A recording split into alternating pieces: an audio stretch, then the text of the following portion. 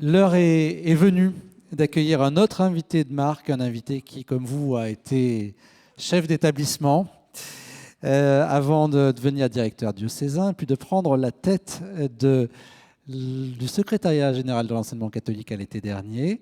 Mesdames et messieurs, je vous demande d'accueillir chaleureusement Philippe Delorme.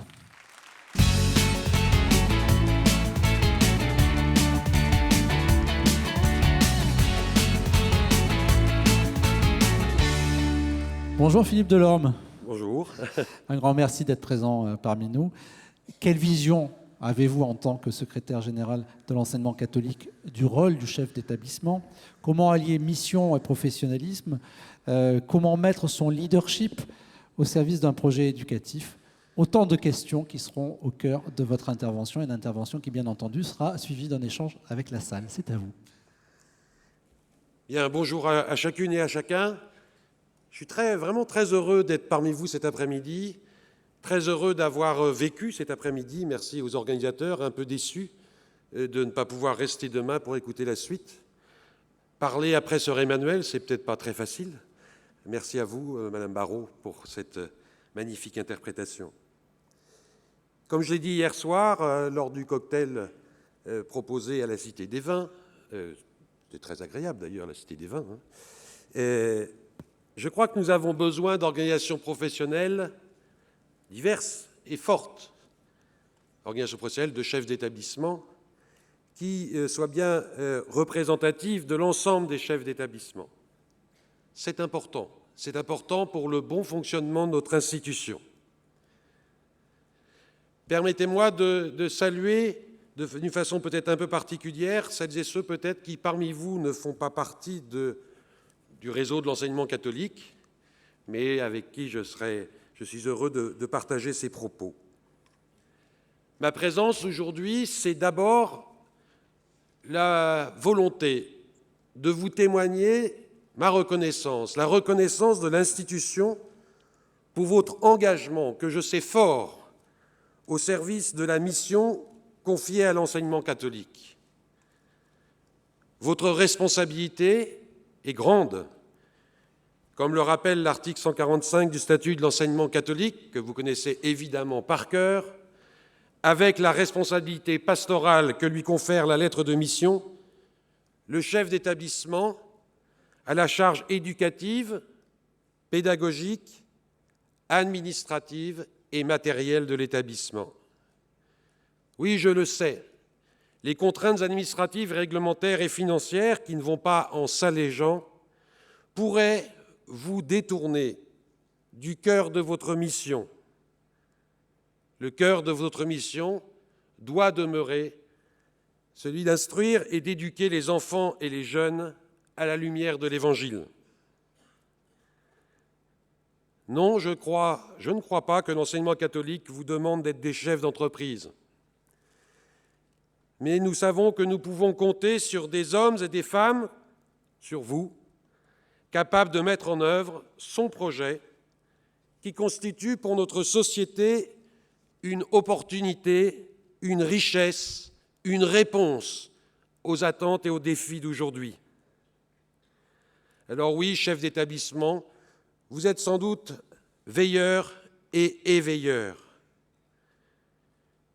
Veiller sur tout, c'est impossible. Et les nécessaires délégations sont là. Mais il y a beaucoup de choses, beaucoup de points sur lesquels il faut veiller. Il est impossible en quelques minutes de tout reprendre. Mais je crois que le cœur de votre mission, c'est bien de veiller d'abord sur les personnes, parce que la relation est au cœur de votre responsabilité. Il s'agit bien, comme le disait tout à l'heure le Père Pascal, d'aimer. Dans l'article 146 du statut, il est écrit, à propos du chef d'établissement, « Garant de l'unité de la communauté éducative, le chef d'établissement s'efforce de fédérer toutes les énergies autour d'un projet commun qui l'anime, en veillant à la cohérence des engagements et des activités de tous. Il sollicite les chrétiens de la communauté éducative afin qu'ils témoignent de leur engagement dans la vie quotidienne de l'école. » Oui, vous êtes bel et bien garant de l'unité de la communauté éducative. Et dans ce sens-là, je crois qu'il vous appartient de rechercher toujours ce qu'on appelle dans la pensée sociale de l'Église le bien commun. Le bien commun qui trop souvent est confondu avec la notion d'intérêt général.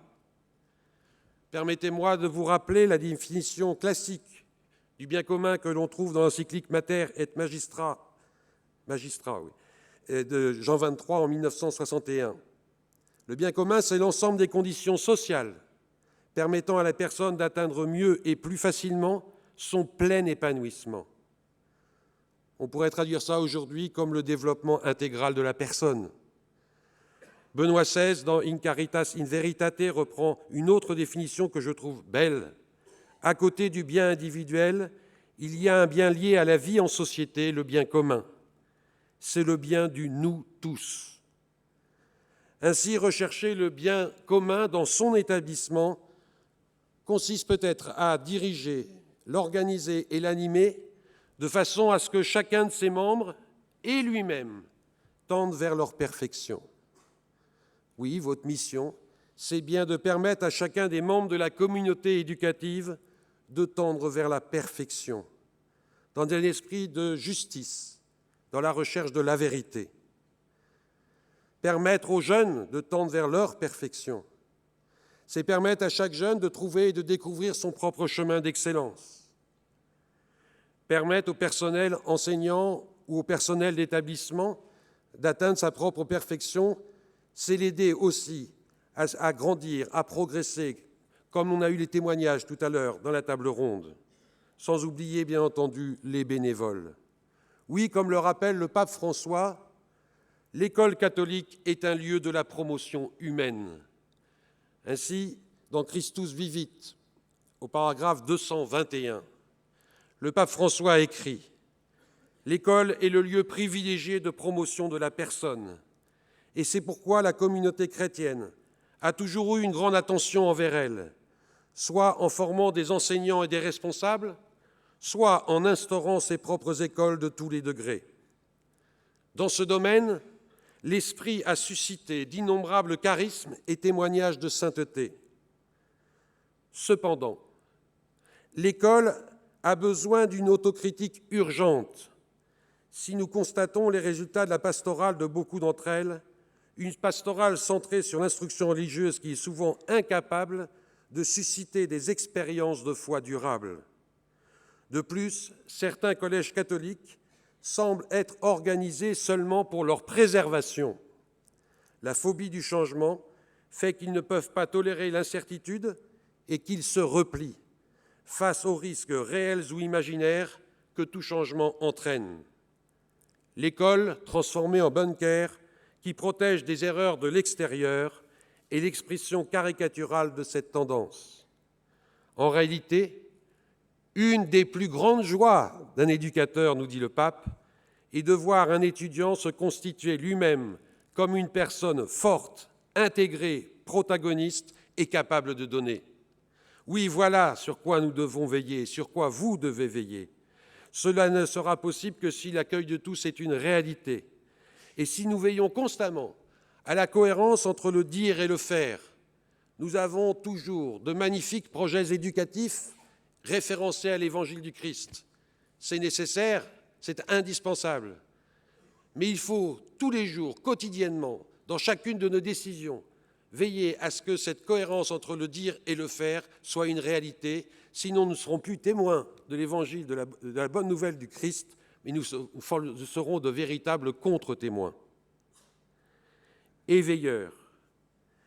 Dans l'article 147 du statut, il est écrit « il », vous.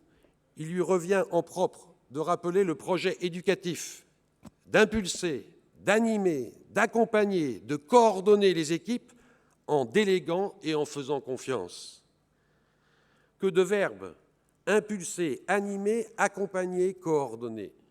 C'est bien un rôle d'éveilleur, c'est bien un rôle de mettre en route, c'est bien un rôle d'entraîner.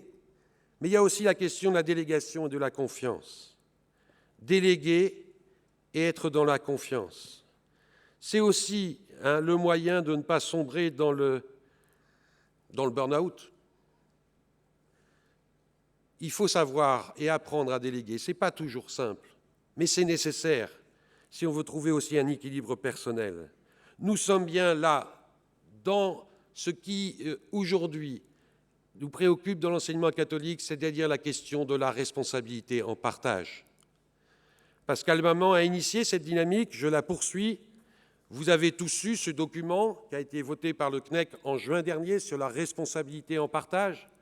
Ce document est un outil de travail, mais donne bien une impulsion où nous souhaitons montrer dans l'enseignement catholique que c'est ensemble qu'on construit l'enseignement catholique et pas tout seul, chacun dans notre coin.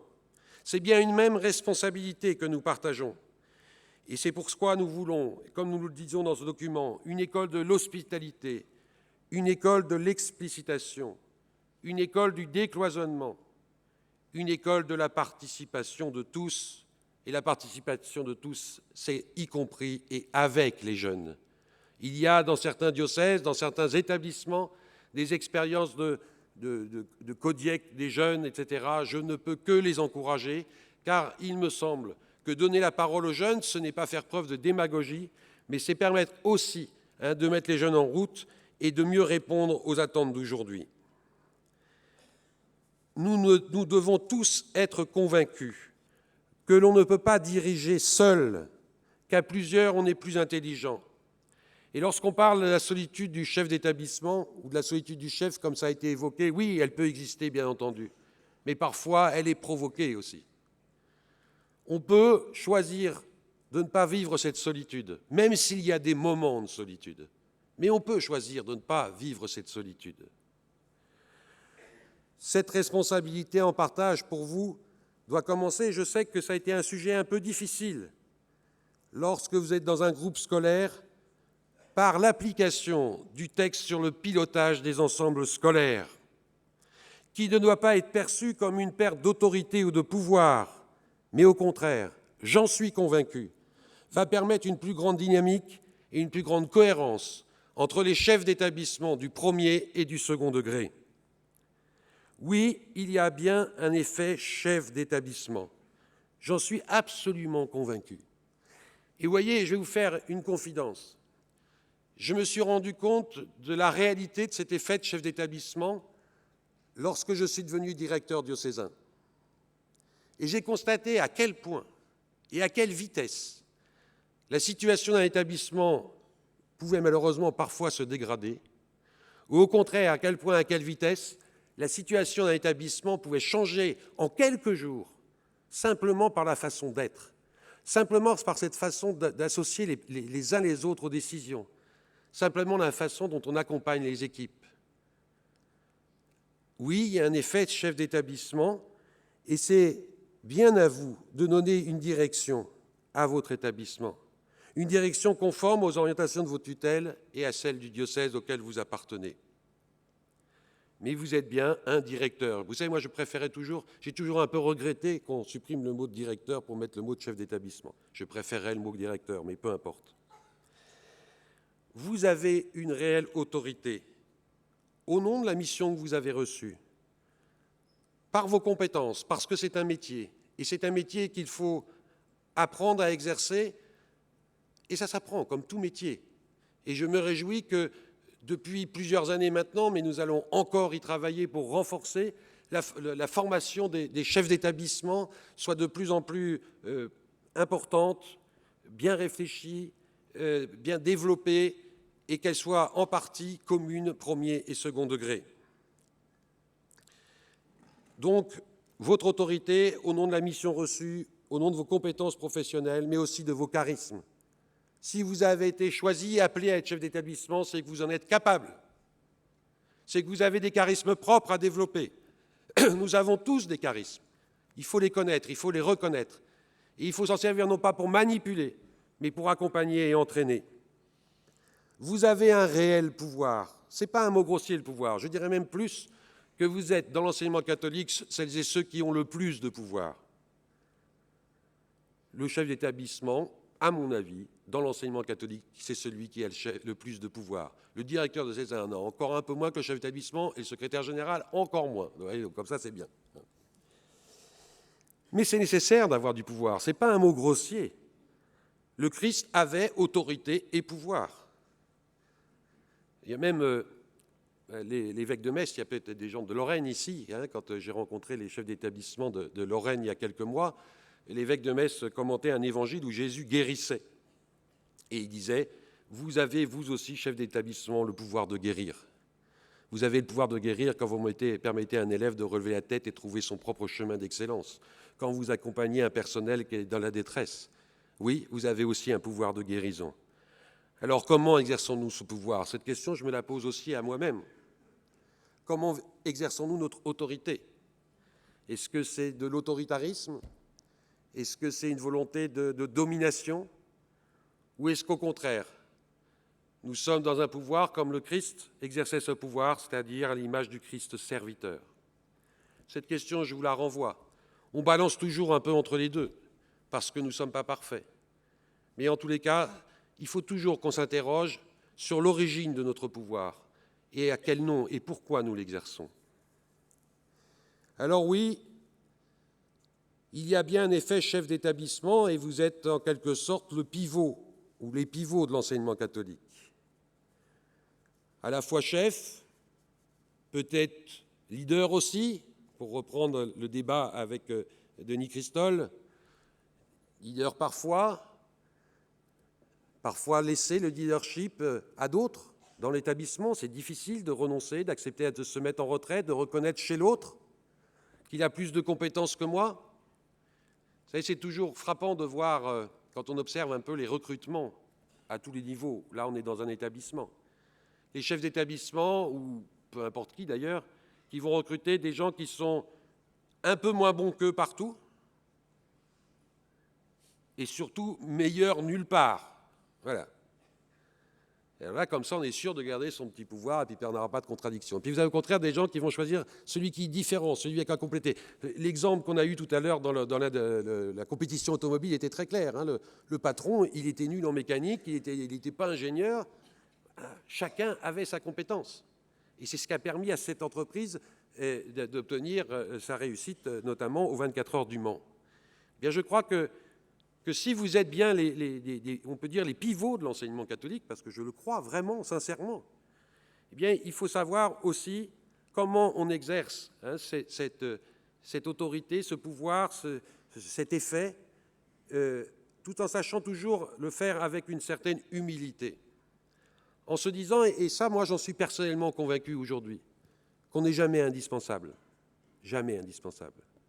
Et que si demain on n'est plus là, eh bien, quelqu'un d'autre prendra le relais, mieux que nous dans certains domaines, moins bien que nous dans d'autres domaines. Il ne faut pas non plus tomber dans la fausse humilité. Je crois qu'il faut apprendre à se connaître, à ne pas s'épuiser, à chercher à être parfait, à tout faire, etc., parce que sinon on devient mauvais.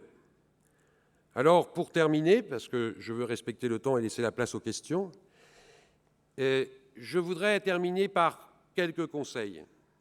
Le premier conseil, c'est de prendre soin de vous. Vous allez me dire, facile, il dit toujours ça, lui. À chaque fois qu'il passe, il dit ça. Et puis, en fait, il ne se rend pas compte, on a toujours plus de travail, on a toujours plus d'exigences. Oui, c'est vrai. Mais tout à l'heure, il y a eu une question sur le temps. Hein, et la réponse du Père Pascal, ça a été, il faut savoir prendre ce temps. Il faut savoir prendre ce temps. Parce que je pense très sincèrement qu'un chef d'établissement épuisé va devenir un mauvais chef d'établissement. C'est pareil pour le secrétaire général, rassurez-vous, ou pour le directeur de Cézanne. Il faut prendre le temps du repos. Il faut trouver un équilibre personnel entre sa vie professionnelle et sa vie personnelle, familiale. Il faut prendre le temps de se détendre, d'aller au théâtre, n'est-ce pas, écouter des concerts. Parce que sinon, on n'a plus ce recul. Et je me réjouis que vous soyez là nombreux aujourd'hui. Parce que c'est important d'avoir ces moments de partage fraternel entre pairs, de pouvoir échanger, de pouvoir prendre du recul. Une ancienne chef d'établissement du diocèse où j'étais il n'y a pas si longtemps que ça me disait « c'est super que ce soit à Bordeaux parce que comme ça, je n'ai pas la tentation de rentrer dans mon établissement ce soir. » Ah oui, c'est bien. Donc, oui, c'est important de temps en temps de dire il faut prendre du recul par rapport à son établissement. Parce que c'est ça aussi être chef d'établissement, c'est ça être responsable.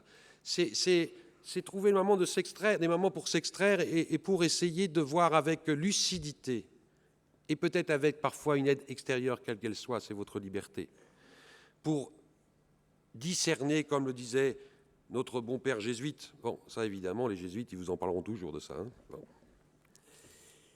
Il peut vous arriver aussi d'avoir des moments de découragement, et c'est normal, parce qu'il y a des moments où ça peut être difficile d'être chef d'établissement.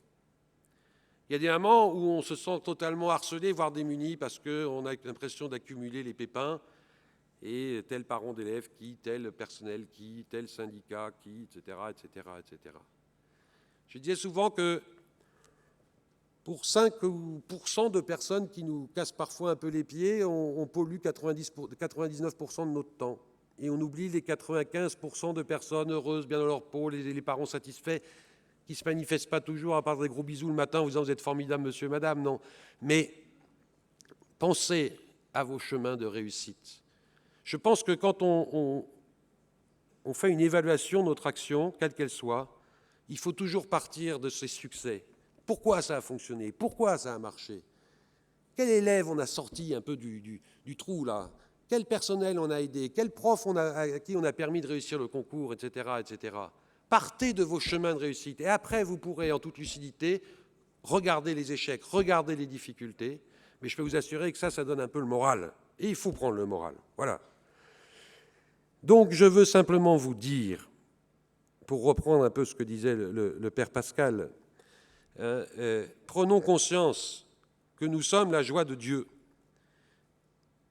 Demandons-lui la grâce d'être habité par cette joie pour qu'à notre tour, nous soyons signes de cette joie et pour que ceux qui nous entourent deviennent eux-mêmes signes de cette joie. Merci beaucoup.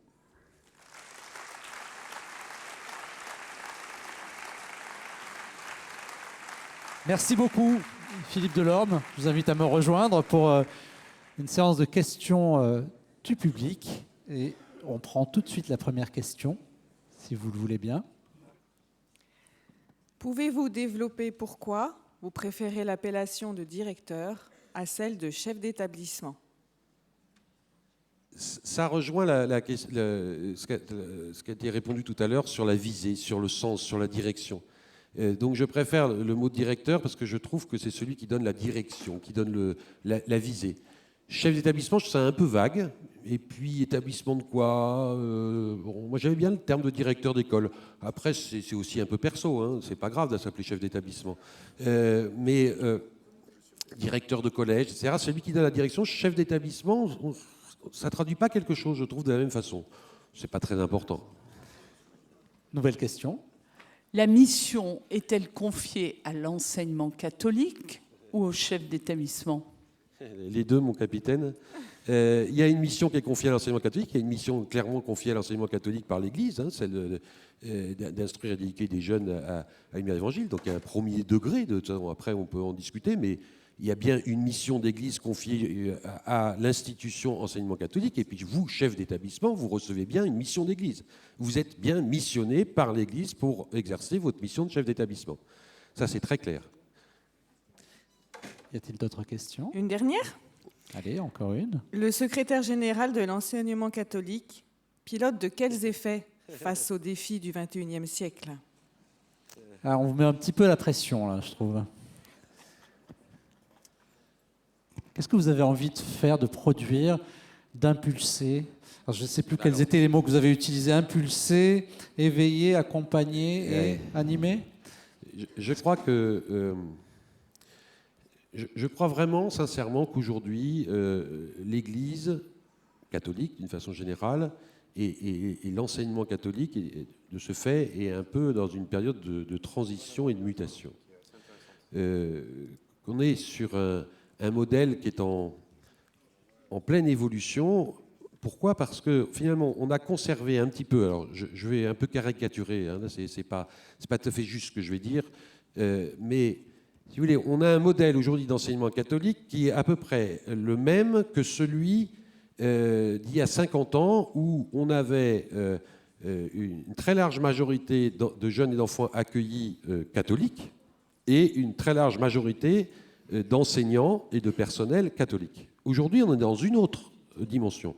Et on a bien sûr évolué, adapté, etc. Mais je pense qu'il faut il faut réfléchir à la façon dont aujourd'hui, d'une part, on annonce la bonne nouvelle du Christ, et la façon dont on peut annoncer la bonne nouvelle du Christ et témoigner de la bonne nouvelle du Christ. Parce que dans le texte sur la société en partage, on dit une école de l'explicitation. Pourquoi ? Parce qu'on constate aujourd'hui que les mots que nous prononçons, y compris ce que nous écrivons dans nos projets éducatifs, ne sont pas toujours compris. Si demain vous rencontrez quelqu'un qui dit « Ah, c'est l'évangile de Jésus-Christ », qu'est-ce qu'on va vous répondre en face ? Des gens qui n'ont jamais ouvert une page d'évangile. Alors ils vont parler de valeurs, on aime, ouais, c'est bien, tout ça, etc. Mais ils ne vont jamais vous dire « Mais oui, c'est la rencontre personnelle avec Jésus-Christ ». Donc on a bien là forcément à adapter, non pas le fond, mais la façon dont on va transmettre. Puis il y a un autre défi, alors un autre défi qui me tient à cœur et qui est pour moi très important, c'est de retrouver, et ça ne veut pas dire que ça exclut les autres, hein, je précise tout de suite avant de me faire lyncher totalement, de retrouver ce qui a fait l'origine souvent des fondations d'établissements scolaires de congrégation, c'est-à-dire d'aller vers les plus pauvres. L'enseignement catholique doit accentuer ses efforts vers, et on le fait, vers plus de mixité sociale et scolaire. Et encore une fois, si nous avons la possibilité d'être associés, et c'est la demande que j'ai faite au ministre, qui en a accepté le principe, après dans la pratique on verra comment ça se traduira, si l'enseignement catholique peut être associé à la politique d'éducation prioritaire, nous irons. Et nous favoriserons au niveau national tous les développements d'établissements qui iront dans ce sens-là. Ce qui ne veut pas dire qu'il ne faille pas favoriser, permettre, bien entendu, de conserver cette diversité. L'enseignement catholique, c'est une diversité d'établissements, et donc les établissements de centre-ville plus favorisés, on en a besoin. Ce n'est pas l'un ou l'autre, c'est l'un et l'autre. Mais il y a un autre qu'il va falloir renforcer. Merci beaucoup, Philippe Delorme. Merci d'avoir échangé avec nous.